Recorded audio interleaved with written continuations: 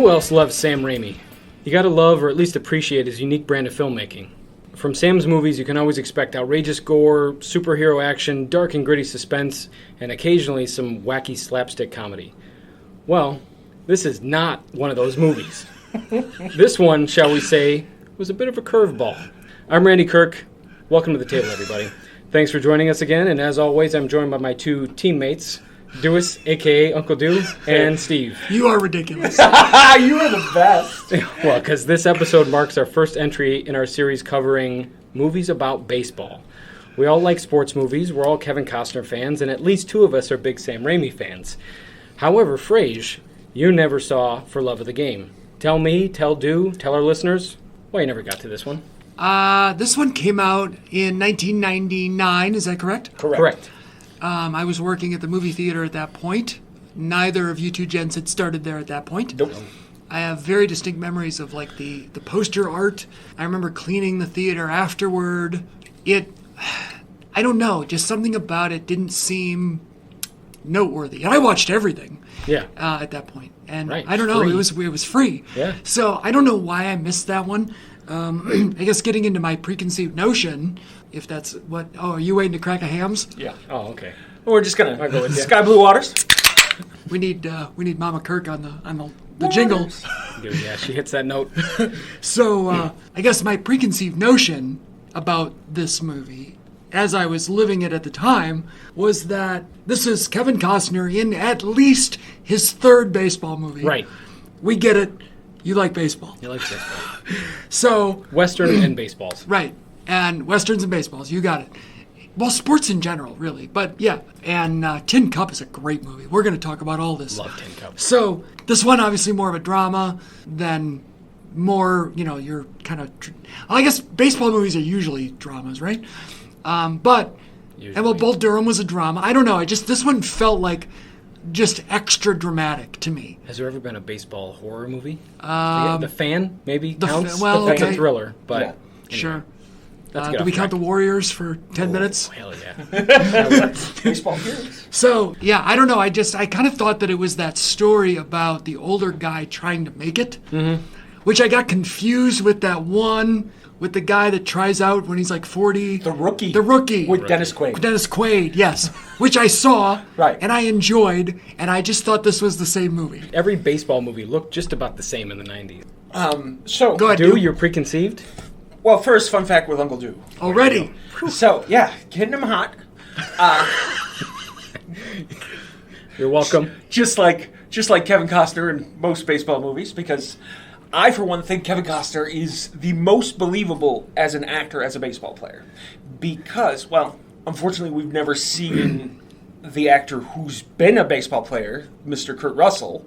Oh, sure. He's never been in a baseball movie itself. So, Kevin Costner, I don't buy Kurt Russell as a baseball player. he was. He was in a minor league team. Yeah, so was Michael Jordan. If you get a chance, Battered Bastards of Baseball on Netflix. It's a documentary. It's by the guy who did a lot of movies, but he's like good friends. He invented Big League Chew. Really? Yeah. So All right. he's like the okay boss lady in the Twister. It's that guy. But he's a director now, and he's been in everything. And so Kurt Russell's an actual. So Costner was a walk-on tryout at I think it's UC Berkeley when he That went to sounds school there. And so he tried to play baseball, but I personally think Costner, most believable actor as a baseball player in the history of acting and baseball players. Like, sure, we have not the pizza and salsa guy, the other one, not Butch, but Sundance, Redford. Paul Newman, Robert Redford, I gotcha. Redford. Sorry, Newman's own. I get the fog brain, and so I was really confused for a second there. I'm So sorry. Redford in The Natural, he based his stance and everything on Ted Williams, and it looks somewhat believable as a baseball. Anybody else making a baseball movie, even poor Matthew, what's his name from Friends, Ed and the Monkey. Forgot about that. What about John Goodman? Was it The Babe? We just talked about the Babe the other night. I got to It's go back and fantastic. rewatch. But what about Tom Berenger in Major League? No, absolutely not. I bought Kevin it. Costner, in stance and the way he moves and everything, is the most believable as a baseball player for me. I don't hate this take. I think it's actually a really great take. I mean, he's built like a pitcher. You know, kind of works, I guess. Pitcher in this, catcher in Bull Durham. Which, by the way, I don't know if you guys knew this in your fun facts. Maybe I'm going to spoil it. No, go ahead. But that opening montage Yeah. is actually home video footage of Kevin Costner. Right. Oh, Like, yeah. So, like, that's actually him playing catch with his dad. And there's a lot of nods pretty cool. to Bull Durham in the movie. Like, there's a lot of lines that he gives to John C. Reilly that were cut from Bull Durham, and so That I don't like. There's a lot of But wink, wink, nudge, nudge. I just thought it was cool. Yeah. Like how appropriate that they didn't, like, even recast young Costner. They were like, fuck, we'll just use our own actual Costner. Yeah. Yeah, why not? Which Yeah, goes makes to sense. show your Okay. point that he was really good. Randy, preconceived on So this one? preconceived. Sorry. Oh, Back you- to my you- preconceived. oh. So Sorry, we weren't there's- done. Yeah, I went on a weird tangent. Sorry. So as a kid, I saw this movie at West Chicago at the Cascade Drive-In. As a kid, because you were I think it was 14, 10, 11, 16? 12? No, it came out in 99. You were 15. Maybe 14, You were 13, 15. 14. My birthday's in March. I was 10. So it was the summer before. Yeah, so maybe 14. I'm just kidding. But it's a Mandela effect because I'm having a really hard time. I was going to say Because you don't guys, remember how old you are. No, not behind that, but I could swear they really touted the soundtrack for this movie because this is the Chris Gaines, Garth Brooks Yeah. period. And this is Chris Gaines. You and I had talked about this previously. Which we're going to get. I want to bring that up later on. Chris Gaines is on this soundtrack, and so I have this Mandela effect of seeing it as a TV spot. There, go, Garth Brooks comes back, and he's on the soundtrack for this, and Kevin Costner's returning to the baseball field, and all this other stuff. I can't find these TV spots, but I swear to God, I remember seeing them as a younger man. But I can't find them because I wanted to show you guys. But I saw these TV spots. It was playing at the drive-in. We were a big drive-in family, and I was like, "Can we go this weekend? I'd like to see For the Love of the Game." I fell asleep. It bored me to death when I was that age. But now, Well, we'll save your now and for the discussion. Fun fact, though, I believe that this is the only Sam Raimi movie, or at least up to this point was the only Sam Raimi movie that used popular music. Sure. So you're talking about having the soundtrack. Sam Raimi had never done that before. Right. Now, had Sam Raimi only ever done like genre pictures? Well, was this he- his first drama? He had mostly done just horror. And Yeah. then he did Spider-Man's, Quick and the Dead, and yeah, and then he did Simple Plan. Oh, And so Simple Plan is more of a thriller. yes. Yeah. I forgot about Simple Plan. One of my favorite movies. So drama thriller up until this point. So this straight up drama, yeah. This was his first. Yeah. And so this was, I guess, really big budget because Simple Plan, while it probably had a decent budget, still felt like a B movie, kind of. Right. It wasn't an A-lister. Right, but if anybody's never seen Simple Plan, a lot of- just go hell yeah. watch it right now. So, dude, you'd only seen this a half a time then prior to this? yeah. Okay. So it, As in, at the drive-in, you fell asleep. yeah. But prior to this watch, no, it's on. If it's on the TV, it's on the TV. It's one of those. Okay. situations. Well, I'd never seen any of it. Right. So, And so I absolutely. although I love did get it confused with The Rookie in my mind. Sure. Where, Again, it's easy to do, right? Right. Yeah. but now you, Randy, had seen it, obviously. Yep. And really, kind of, we've already tapped into Raimi here a little bit. He was kind of the reason that I saw it in the first place. I also like Kevin Costner. So, Sure. the two of them together, it was Big like, oh, cool. Costner So- marks over here. All of us, every one of us, Yeah. Yeah. puts like Costner way high on the list. And I do dig just a sports drama. Yeah. So I mean, I was in. Whether it be football, baseball, doesn't matter. But I like a baseball. When did you drama. see this first? Was it in the theater? No, when it first came out on VHS. Okay, so you would have been like even younger than Do. 13. Yeah. I think. Yeah. So it's 13 when I saw it. So not, And you liked it at 13. yeah, I did. Yeah, because like I said, I'm a Costner guy. Yeah. I like Sure. him. Like Sam Raimi. Biggest crush on Kelly Preston back in the day. Which is so interesting. We're going to talk about her. So yeah, it just fit the bill, and I was like, I want to see this. Now, at the age of 13, had you watched Bull Durham? No. It's got boobies in it. Can't watch it at 13. Well, that didn't matter. And as we know now, and maybe the audience doesn't know, you'd never seen Field of Dreams. Right. So this is interesting to me that you're such a fan of Costner and sports movies. Yeah. And yet his other two, the two earlier ones, you had not seen. I think that's super interesting. Yeah, but they don't hit it in his wheelhouse either. When I look at Randy Kirk, I don't think Field of Dreams or Bull Durham. I know you do love Costner, but I think you're a harder Costner guy. I think Grittier. yeah. But I think that with Field of Dreams, I knew it wasn't like really about baseball. It wasn't a baseball drama. It just it had to a baseball kinda theme do with right, baseball. Right. So that's why that one. We'll talk about that Yeah, later. later That's on. another episode. That's another episode down the road. But yeah, it was just different to me. Got it. But yeah, I'd never seen Bull Durham before. Truth be told, I've still never seen Bull Durham. Get out of here! So Why didn't we pick that? I'd like to see it.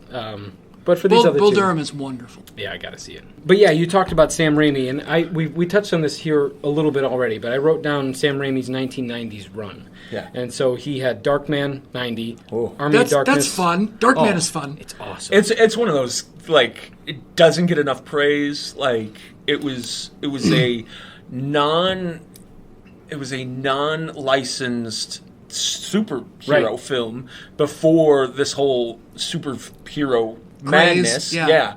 And it was And Raimi took it and ran with it. yeah, and it did not make anything at the box office. But then he did Army of Darkness 92, Yep. Quick and the Dead 95, Simple Plan 98, For Love of the Game 99. And so it's like, what a hell of a run. Yeah. That's pretty good. And also you can kind of see his progression. Sure. Where it's like these, kind of a low budget with Darkman.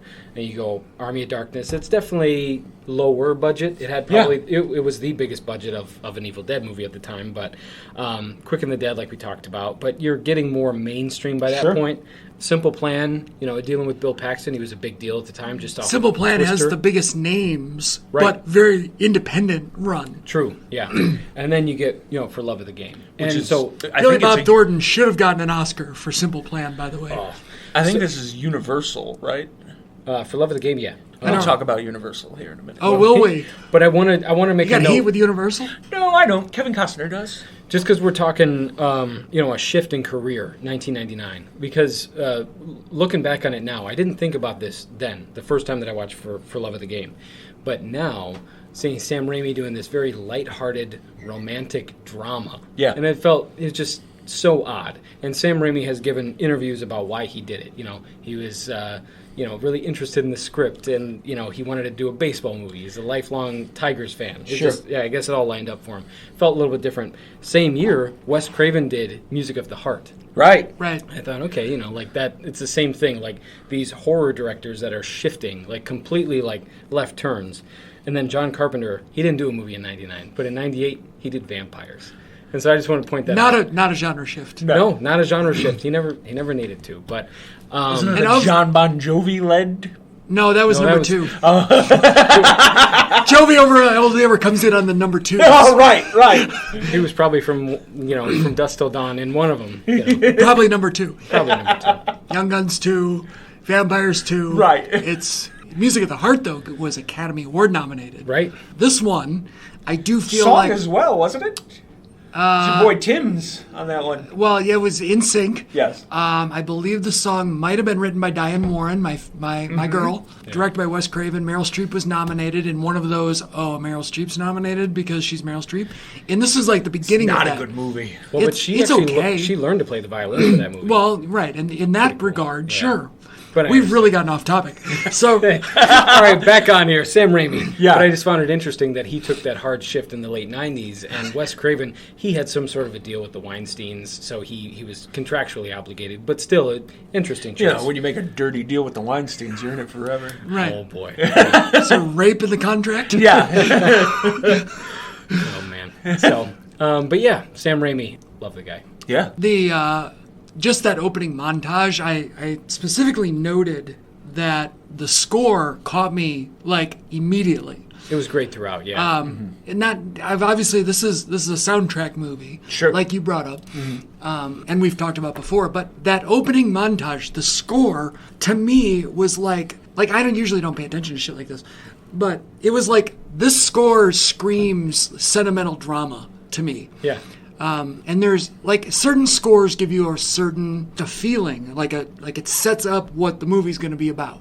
So, And go ahead. Fun fact with Uncle Do. I'm not sure if you have this as well. The gentleman who did the score, I don't have his name. I'm sorry. I don't either. I wish I would have written it down. But he was on vacation, saw dailies of the intro, and said that he had to score it. He cut his vacation off and that he wanted to go and score this movie. So That is a fun fact. yeah, I like it. yeah.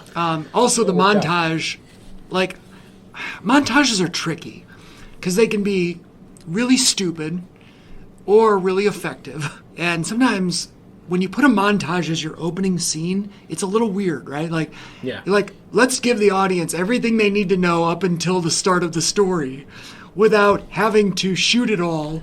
Well, we had to get the idea of why Billy was so important, right? Why, Sure. what the love of his game is immediately. Because, spoiler alert, we're seeing the best game of his life. We have to see his career before this and why he's having the best game of his life. I made a note. This was lower on my list, but yeah, you're talking about introducing the Billy character. Yeah. He's not a very likable guy. Nope. I think kind of throughout the whole movie, I don't know if he gets his redemption at the end, but really from the start, he's So- not very likable. Peek behind my life. Oh, boy. My wife hates this movie. Okay. Really? She thinks the relationship is so fucking toxic, and she hates both of them. It I have a is. note about that very thought in my notes. And so every time I not put wrong. this on, she's like, God damn it, not this movie again. She's like, do I really have to watch this with you when you're watching it for the podcast? And I said, absolutely not, you don't have to. And she's like, I'll watch it with you anyway. So So she did. yeah, and she had a terrible time the entire time. So, All right, well, that's what she gets. yeah. Sorry, Rachel. So, I was very confused about what the time period of the movie was. It did bounce back and forth a lot. Like, I didn't understand what present day meant. Yeah. Because the movie comes out in 99, so I don't know. My mind just says it's 1999. Mm-hmm. Like, they never gave you a context. Sure. Other than the flashback to, I think, the 84 World Series, maybe, where his parents are in the Yeah. balcony or Yep. whatever. But they say it's a 15-year career. right. So, or an 18-year career, and I'm like, well, 84 plus And 18. there's little nods to Like- his career as well. On when he's talking on the phone behind him, there's Cy Young awards on the back, and it shows different progression. And so to get a Cy Young, you have to have a pretty good, pitching career. Well, I mean, you have And to have so- one good year. It could be your Right. first year. Right. And so to have three of them at different points in a span of the career, like So, like, it starts off where Brian Cox is selling the team Mm-hmm. because the game has changed and, like, it's not the same thing. And I'm thinking, dude, it's 1999. Like, we're in the heart of the steroid era. Yeah. Sammy Sosa and Mark McGuire are just fresh off their thing. Baseball's never been hotter. What are you talking about? Well, fun fact with Uncle Do. Sorry, keep interjecting. Script. So they're playing against the Yankees, and there was a lot of fight by Steinbrenner to allow the Yankees to be in this because Yankees were the hottest shit in '99. Well, exactly. Like, So- after stealing the one from the Braves in 96 that we're not going to talk Right. about where they cheated. So, '99, Yankees and Steinbrenner's at his like Peak. Yeah, so he is the dictator we all know Steinbrenner is right now. Yeah. And so Costner had to take him to the side and go, listen, this is a game that doesn't matter. The Yankees, spoiler alert, the Yankees aren't losing for something. They're still going to go to the playoffs. He kind of puts it to him, they're still the greatest team in the whole wide world, but the Tigers are going to win this throwaway. I read about this. Yeah. And the fact that he had to sell him on the fact that Yeah, it was about he had his to character and not the baseball team. Right, he had to stroke the ego of Steinbrenner at this point I mean, in time. that's rough. Well, then we come to find out that it's not 1999. Now, I don't know if they ever say when it is, Yeah. but like you start figuring out that like it's not present day and it's like the early 90s. Yeah. Yeah. And you're like, okay, the Yankees were actually kind of terrible then. But like to your point, they even said the Yankees are winning the division. Yeah. Tigers were terrible. They were going in to play spoiler. Right. Which they kind of did, I guess. I don't know. But I don't know. I just thought it was very weird that like they never told you when it was. Yeah. A little bit weird. I think that's one of those things so that they could keep it timeless, right? Mm-hmm. I mean, nobody gives a shit about the Tigers right now, and nobody would have given a shit Except about the Javi Tigers Baez. in 2006. And so just doing that by not officially stating this is what this time is, it makes this movie essentially timeless. Sure. But I did think that Brian Cox as Wheeler, he always does a great job. But it's interesting to look back on him playing these kind of bit roles as he's, rising up in his career. Yeah. You're like, oh, that's a Brian Cox role. Yeah, it wasn't very big, and he wasn't even very dynamic in it. No. He was just kind of there. Yeah, he really only had that one scene. Well, where just he like gives them the J.K. news. Simmons. J.K. Simmons with He one of was the awesome. greatest mustaches in cinema history. Yeah, he was great. So we get a little J.K. Simmons in it, and they're Raimi's career with him going forward. I hear, I know Raimi's a Tigers fan, but is it also J.K. Simmons he's a Tigers fan? Yeah, absolutely. Yeah, that's part of the reason why he's like, I have to be in this. And they're good friends, so. That's pretty cool. I like that this is back in an era, even in '99, if it was present day, the managers still wore the uniforms. Yeah. Because nowadays, the managers do not wear a uniform.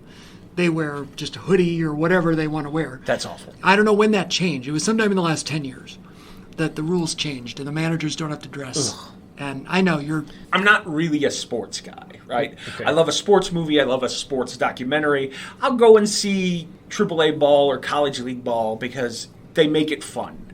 I've been to a couple of major league games. It bores the hell out of me. It's probably a lot better now because of the rule changes and so on and so forth. 2023 baseball is way better. But it's just, it never hit for me. So, like, the big stats that they throw out, I'm like, whatever.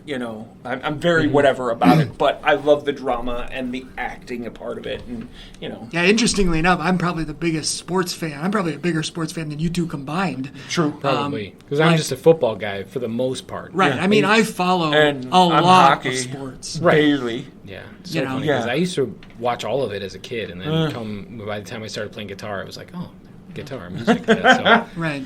stop with the sports. But yeah, I know that we always kind of follow sort of like through the Oscars lens where we have our technicals and acting and directing. We can kind of loosely follow that here, but I wanted to point out, a technical fun fact is this was Sam Raimi's first film to be shot in the widescreen ratio. The Panavision the 239? Panavision, yeah. So I'm like, really? Yeah. So I thought that was an interesting fact. Well, Is it more expensive? Yeah. Yeah. Widescreen? Mm-hmm. I think Evil Dead 16 mil or was that videotape? No, it was 16 mil. Okay. At some point in time, he was like, videotape's cheaper, and so I can't remember if it was Raimi or somebody else because my historian part of my brain is gone. No, I get that, but I thought, this is relatively late in his career for that. I mean, he was almost 20 years into his career, but I guess up to this point, when they're would he throwing have, big money at when him, would he too. have gone Universal, Panavision? Right. A lot of the way that this movie physically is because of the heavy hand of the corporation that runs it. It's the movie company that put it out. Like, there was a lot of acquiescing having to be done between Raimi and Costner to make it what it is right now. It's a lot more lighter fare than what originally was supposed to be, and we'll get to that a little bit later. Is that what the whole Kevin Costner thing with the full frontal? Kevin Costner wanted to hang Hog so hard in this movie, and he got pissed at Universal for not wanting to do that. He got so pissed at Universal for not allowing him to show his dick to the masses. There was some argument about how it needed to be PG-13. And Universal, Costner had the right to edit his dialogue or something? Yeah. So they take it to focus groups because fuck focus groups and fuck corporate, fucking movie making now because they all have to have a focus group and they all have to hit certain age markets and so on and so forth. So they take it to the focus group. Everybody starts laughing because, there's Costner's dong. And the first thing that they go to is, why do we have to see Kevin Costner's dick? That is essentially, in the focus group, everybody raised their hands. It's a great question. Why do we have to see Kevin Costner is so pissed because nobody gets to see his dick. They got to see his ass in Robin Hood, Prince of Thieves, but hanging dong, absolutely not. He was hot though. He refused to do some of the press junkets because of it, and He was just mad at Universal for quite some time because they wouldn't let him just dick out.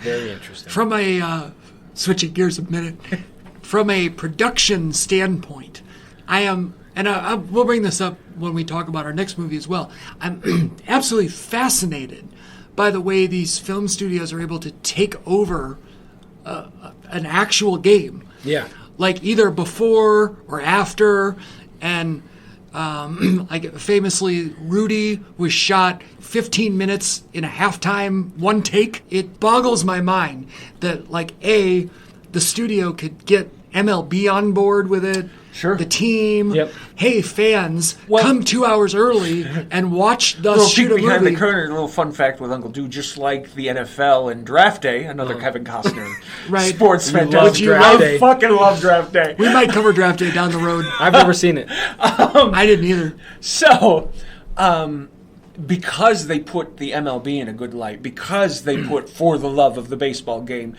they used a lot of MLB umpires. The Yankees players were AAA ball team players. They were essentially going to be Yankees players because they were their minor league players. A lot of these people were in the games, and MLB was like, yes, absolutely.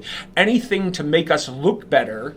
Because like we had talked about, this was in Scandal. They had just gone through the strike. 94. Yep. Yeah, and so... And then the steroid era hadn't blown up Right. as a negative. They were hot. Well, they kind of ribbed Jose Canseco in this because of the whole drop of the ball on the hat, and they showed it over ESPN yeah, over and yeah, over. yeah. That was Jose Canseco. Yeah.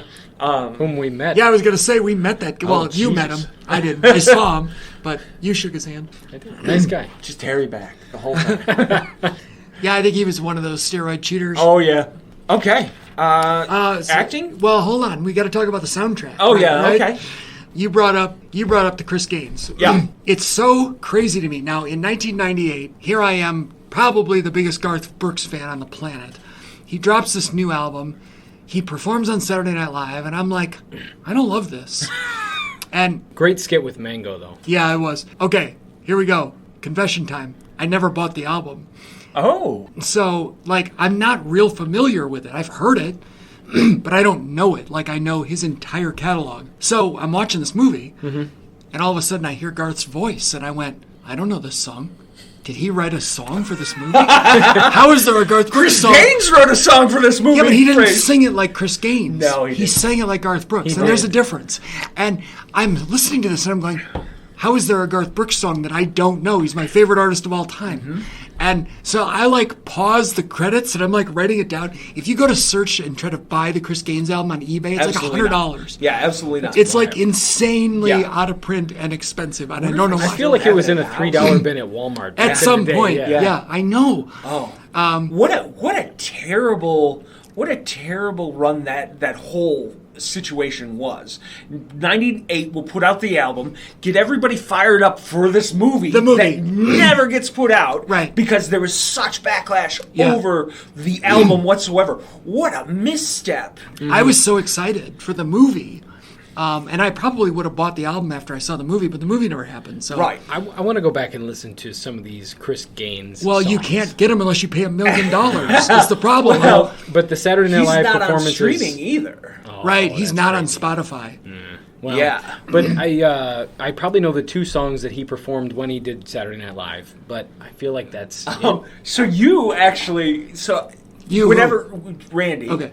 So Randy actually, whenever I brought up, I named not Chris. I said Garth Brooks. I was like, oh, Garth Brooks is. I could swear they talked about Garth Brooks on the soundtrack, and Randy was like, you mean Chris Gaines? And I was like, son of a bitch, you're right. It's a Chris Gaines had to song. look it up. It's not Garth. I yeah. only have one other soundtrack comment, and then we can move on to the acting. Sure. So, famously in this movie, there's a long stretch where Bob Seger's Against the Wind plays. Oh. Ooh, yeah. Okay?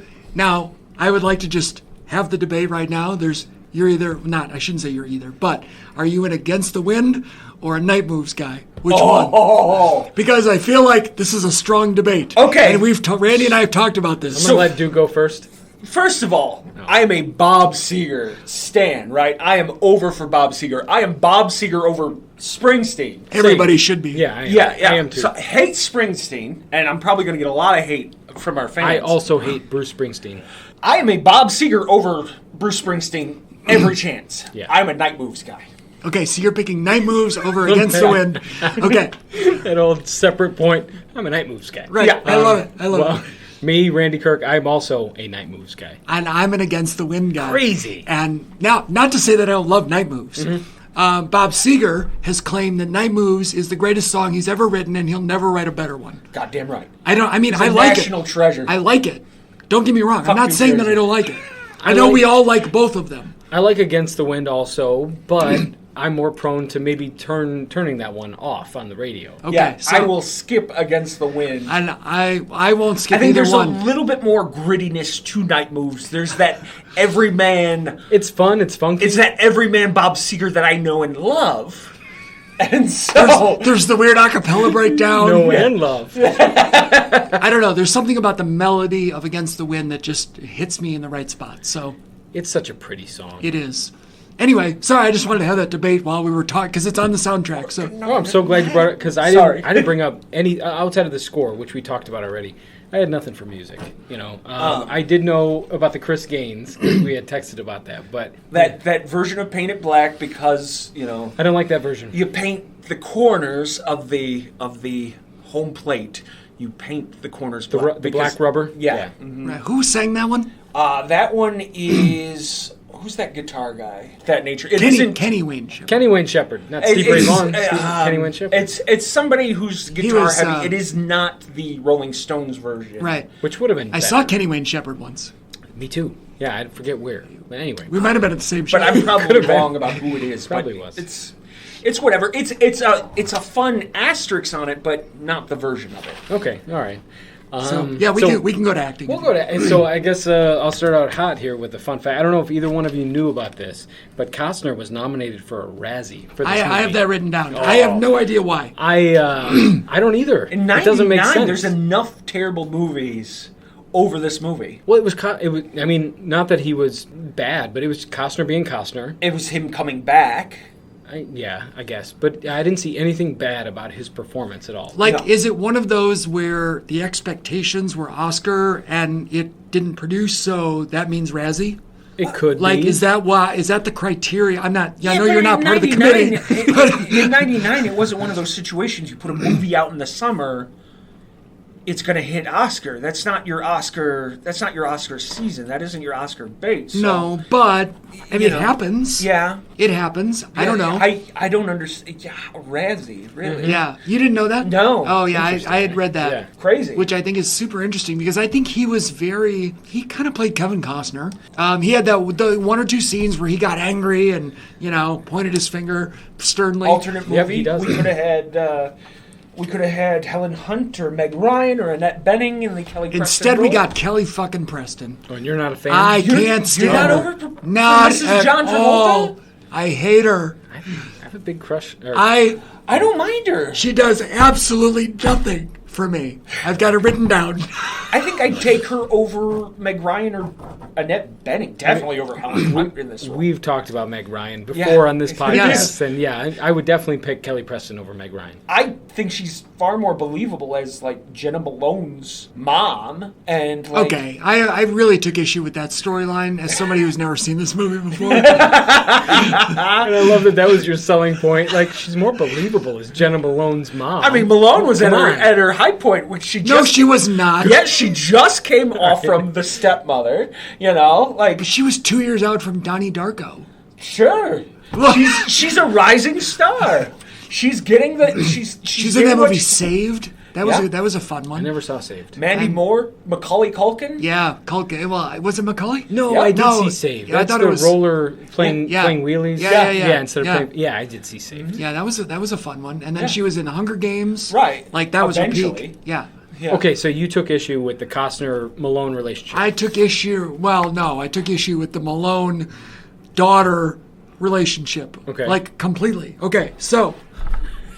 Oh my God. Buckle up. First of all, this bitch, Do I need another beer? Is that bitch doesn't reveal she has a daughter until halfway through the movie. Okay, right? So That's a third date sort of piece of information, right? right. This is like 3 That's years. an in. after you move in That, conversation. this is a couple of years later, by the way. Oh, sure. And now, On their third Also- date, a couple days. a couple days also, later. okay, dude. So first of all, I don't know, just the whole like, oh, surprise! I've got a daughter who's not an adult, right? And then that begs the question, what the fuck was the daughter doing? And who was looking after her during all these previous encounters? She was with her dopey dad. The dopey dad. I don't know about the dopey dad. I just feel like it was like, oh my God, I can't abandon. I'm so protective of my daughter. Yet you're out whoring your way through the Major League Baseball. You're sleeping your way into the MLB. happenstance. She didn't go out and look for... groupie is a terrible word, Fred. I know, but she went to fucking Florida with only a toothbrush and something else. And a bikini. Maybe that's what it was. Yep. That she bought in the gift shop or the Tell- airport or whatever. She brought her toothbrush and a bikini, and she's not a whore. Well, right. And, you know, oh, and by the way, I've got a daughter at home. I'm not telling you about who knows what she's up to. Maybe she's running away for the time that I don't know about. Who the hell knows? Ooh. Like, I don't... There's it's- a lot it was of... so There's bad. a lot of loose threads with this story. Like, we did not say this is going to be in the banals of film Hollywood. This is going to be the best movie ever. I'm going to be honest, though. I thought that, my opinion going into this podcast today, I thought Kevin Costner was the worst person of the two. He was the... You changed my mind.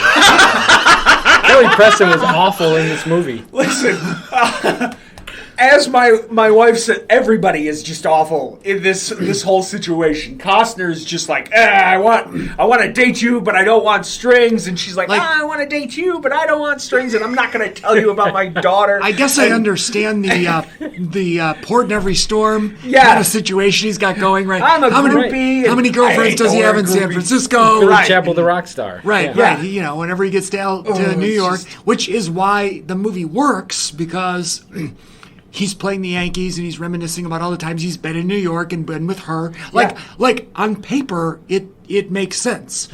But in execution, you're right. They're both awful people. I've got it written down here. Absolutely. I don't understand. I was at 90 minutes in, which is, the movie's 2 hours and 15, Yeah. we'll say.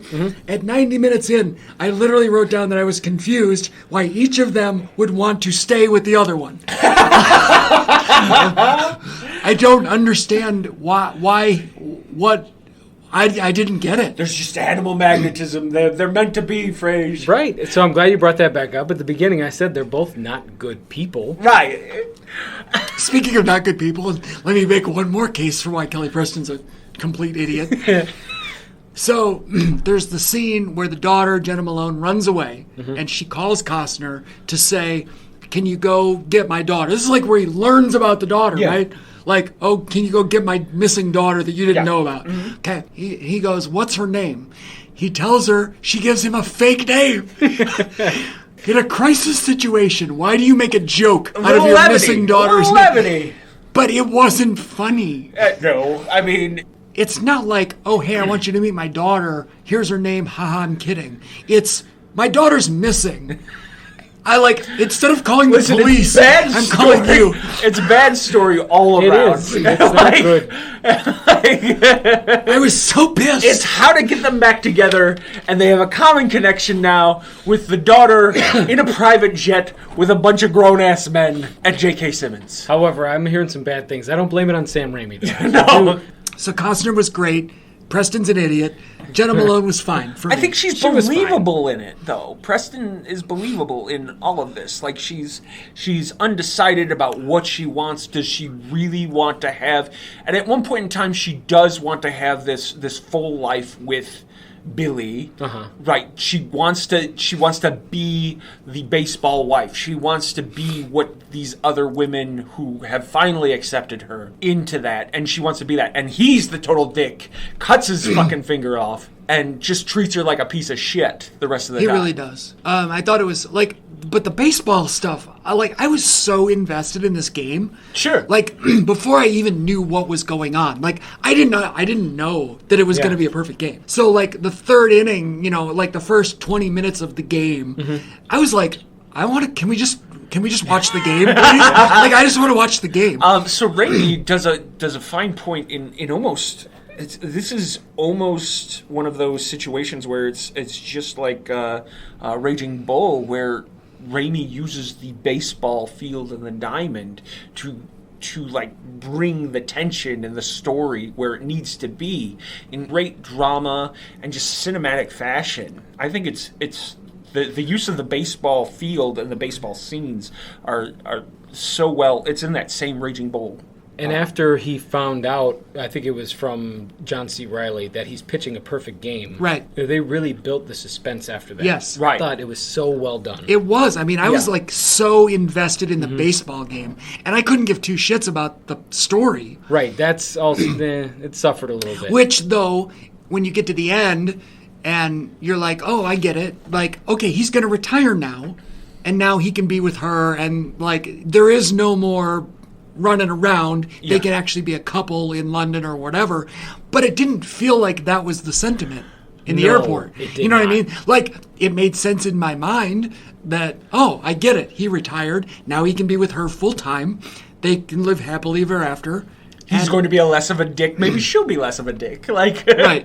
But it did kind of feel like, oh great, I don't have the game anymore. So what am I going to do with my life now? Oh, Yeah. now I can be a good boyfriend or Yeah. Right. fiance or husband. Yeah. So it was kind of a shitty moment. I also thought it was weird, like, as much as I love the baseball stuff, that they got Vin Scully to be the announcer. Vin Scully, for 60 years, was the voice of the Dodgers. Yeah. And I'm like, why is he the voice of the Yankees? Like, it was so off-putting to me. I was like, Vin Scully should not be. well, that's just it. They wanted a memorable voice, like we talked about. MLB wanted everything in Positive, this. right? Yeah, I get it. I get it. But it was weird to me, like, as a lifelong baseball fan, I was like, Vin Scully and the Yankees does not mix. So, how great. Poor John C. Reilly. Just I love C. Riley. chewing up scenes because that's what he did pre-2001. Like, Always likable though. Yeah. I mean, you talked about Days of Thunder just a little bit Right, ago, like, off air. yeah. You also talked about Boogie Nights. Boogie Nights, all of it. He's just mean, this likable, he is. like everyman, whatever. And then we get him in Chicago, and then he's a superstar now. Right. But like, I forgot John C. Reilly's in this, and he's making this so much more better. He you know? always delivered. Right. Yeah. He like- really was fantastic. He put in his dues, and like, thank goodness. The only other thing I had on acting was it's a Sam Raimi, so you get Ted Raimi. Yeah. I always love seeing Ted. So and cool. which one was Ted? The doorman at the art show. Okay. Yeah, and Okay. Ted He looks yeah. just like Sam Got Raimi. it. he's Yeah. Sam's Yeah. He's in everything that Xena, Warrior Princess, Spider-Man. He's in everything Sam Raimi does. But yeah, I didn't have a whole lot else covered here, so I Yeah. feel like maybe we can round out with some closing thoughts Yeah. and we'll rank Yeah. it here. So, Frage, we'll start with you. Oh, okay. Since I had never seen this before. Right. I mean, I think we've covered how much I love baseball. I loved the game. I loved the story of the perfect game. I loved the retiring on the perfect, like all of the baseball stuff. I gave a 7 or a 7.5. But the story, The relationship. the relationship was a 4. And so to me, like, it became a 5 or a 5.5, and I settled on 5.5. But after my talking about it, I feel like it should be a 5. Really? Okay. So, like I said previous to this, like this is one of those I can put it on in the background of. As long as your wife isn't home. Well, I mean, even when she's home and Fuck she's her, off, yeah, right? like put it on and just like, God damn it, is this movie on again? And you're like, absolutely, it's on Showtime every fucking hour, on the hour. And so it'll be on in the background. I'm doing whatever. I love it a lot. You love it a lot. I do. I like it a lot. I don't own it, essentially, but Needs a proper release. right. I give this maybe a 7, maybe a 6.5, just because it's on. It's whatever. Like it's Costner at his dastardly. It's Sam Raimi paying his dues and he's getting noticed. Like there's nothing I didn't hate about this movie except for toxic relationships, and that's only just been brought up to me within the last 4 months. Understandable. Yeah. But Sam Raimi in my eyes does no wrong. I love Sam Raimi.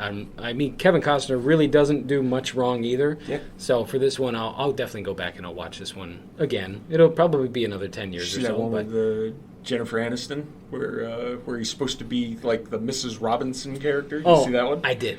What is that? The Upside of Anger. Yeah, That's and that he also played an ex-baseball player. an ex-baseball player. Funny, I had a fact that I didn't get to because including that one, if we count five Kevin Costner baseball movies, so that would make up 8% of his entire career that he spent making baseball movies. Right, and that's not including all of the other sports movies. No. Right. Because he's got at least 3 more non-baseballs. Right, and then but also only 4 westerns. So that westerns only make up 6% of his career. This does not include Yellowstone. We're Sure, only talking right, movies, right, but Which is a modern day television serial. so we're way off base again here. But closing out here, I'll definitely watch this one again. I liked it. And Tiff, my wife, she was bummed that she didn't watch this one with me, so I'm sure that she'll want to go back and watch it. I do know firsthand that instead of watching it with you, she was watching trash television. She was watching The Bachelor. That's correct. Or The Bachelorette, She chose to watch The Bachelorette instead of watching that with you. She really has nothing to complain about. Holy cow. So, but the only thing in the ending, I love the movie. I love the story. I love both stories, but the romance side of it, I felt it had a very abrupt ending. Oh, sure. Where it was like you lead up to this point, it's got to have the sappy ending. It's like we're both pieces of shit.